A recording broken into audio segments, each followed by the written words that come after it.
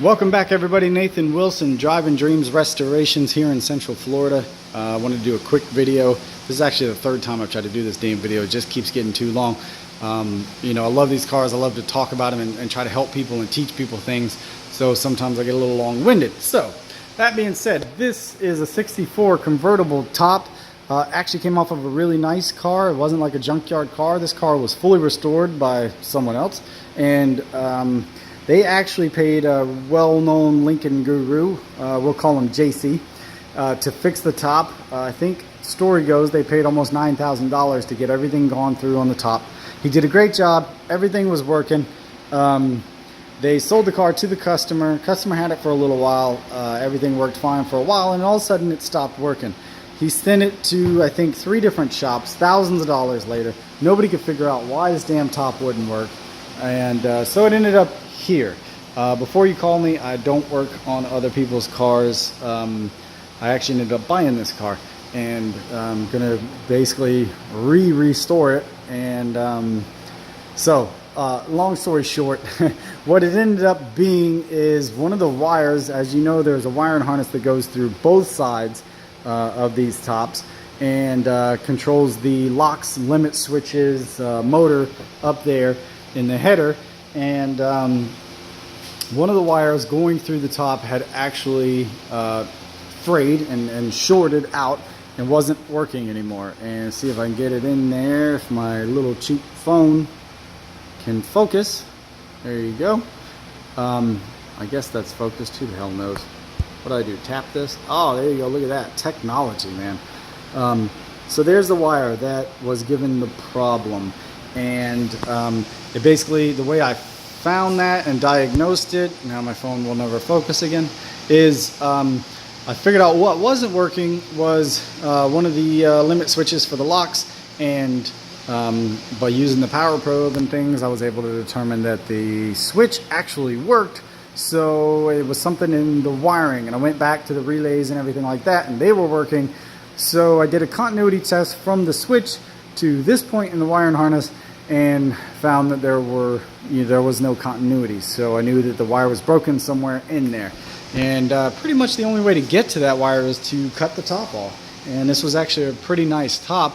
But what are you going to do? So it's crazy. People ask me sometimes, why does it cost so much to have these cars worked on?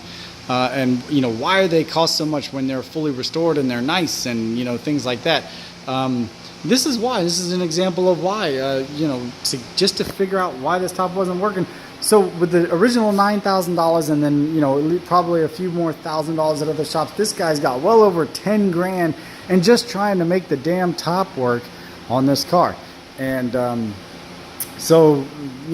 guys have heard the stories all the time, and I've definitely heard lots of people just spending a fortune on these things. So when they're done and they're done right and they worked every single time, of all the cars that I've ever restored and sold, I've never actually, knock on wood, gotten a call saying, hey, this isn't working or something, stopped with the top or the windows or anything like that.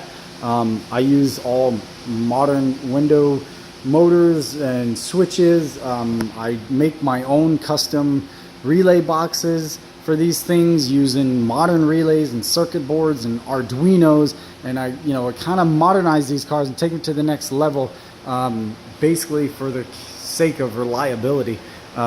So that's why this shit costs so much. When you get them, you guys have seen my videos, you push a button on the remote and everything works the way it's supposed to every time. The last car, and actually the car I'm doing now, is going to be you can control it from your phone or even your smartwatch, which is pretty cool. We've got some different Bluetooth capabilities going on there. You can run your top up, do your windows, turn your air on, all that stuff through a Bluetooth or even Wi-Fi. So, I'm a little bit younger guy, I guess, than the old, Lincoln guys that have been around for a while. So I like to do some of the cooler stuff and kind of, customize them a little bit. But the main point of this video is, I've done some other wiring harness videos that you guys have seen. I typically redo majority of the wiring in these cars. Like I said, kind of modernize them a little bit. But even the stuff that I don't replace, I go through, and I think I did another video under the hood of a 64 where I unraveled the, the original wiring harness, basically for no reason, and people tell me I'm crazy and I'm wasting time doing all that stuff, but I found some crazy shit where, all the wires had kind of melted together at some point 50 years ago, and it was an issue. So without totally unwrapping all the wiring on these cars, replacing most of it, you never know when you're going to run into something like this. And, you don't want to buy a car, spend $60,000 on a car that was, supposedly restored, was in decent shape, and then something like this still goes wrong, which can happen to anybody. I'm not saying anything negative about any of the people who have previously worked on this car. It's just with so many wires and so much, so many switches and relays, and there's just a lot to go wrong on these things. So wanted to do this quick video. Hope it helps somebody. If you own one of these cars, get yourself a power probe, a real power probe, not a knockoff or anything. The Power Probe 3 seems to be the best one, I think. I've got the 4 and the hook. The hook was shit. Don't get the hook. It actually burned up on me already. So get yourself a power probe. Watch a bunch of videos. Go on the forums. Learn as much as you can about them, because you probably will have some issues. Most of them can be corrected. I do a lot of diagnosis over the phone, and people call me, and most of the time we can get it going just over the phone, just by them telling me what it sounds like and what it's doing. But if you want a truly reliable, works every time you push the button type deal, you're gonna have to pay for it and get a real restoration done by a shop that really knows Lincolns. I get calls all the time from the owners and from the shops, actually, from these guys take their car to a restoration shop that's really well known, and they've done lots and lots of old Mustangs and Camaros and cool stuff. They never really done a Lincoln, and they kind of get in over their heads, and things don't go as well as you would hope. So I hear the stories all the time. So just another little warning shot for you guys. And like I said, I guess hopefully you'll never come across this, but if you do, maybe this will help somebody. And like I said, most of the problems, get yourself a power probe, learn how it's kind of supposed to work, and you can diagnose a lot of this stuff. But the only real way to really do it right is to go through all the wires, replace most of them, and at least inspect everything. And the only way to do that is to tear this top up. So, which I was going to do anyway, because I always sandblast and powder coat all the parts of the frame and everything, and you can see this wasn't done on this one. Replace all the weather stripping and everything, and actually I just made a video about the weather stripping woes that I just made it a few minutes ago, so I'll probably post it shortly after this one, this junky ass weather stripping, but that's another story.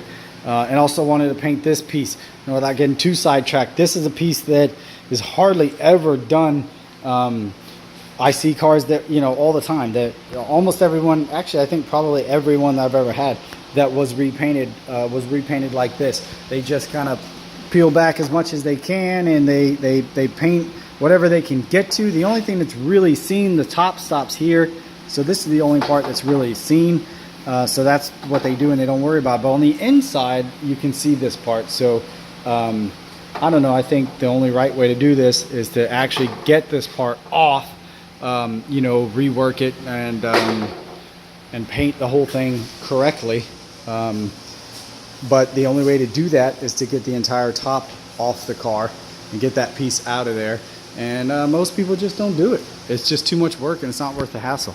But these are the differences between a real high quality Lincoln restoration and just average stuff. So hope this video helped somebody. I'm going to try to start making some more videos. Everybody's been asking where are the videos, so I'll try to make some more, and see you guys soon.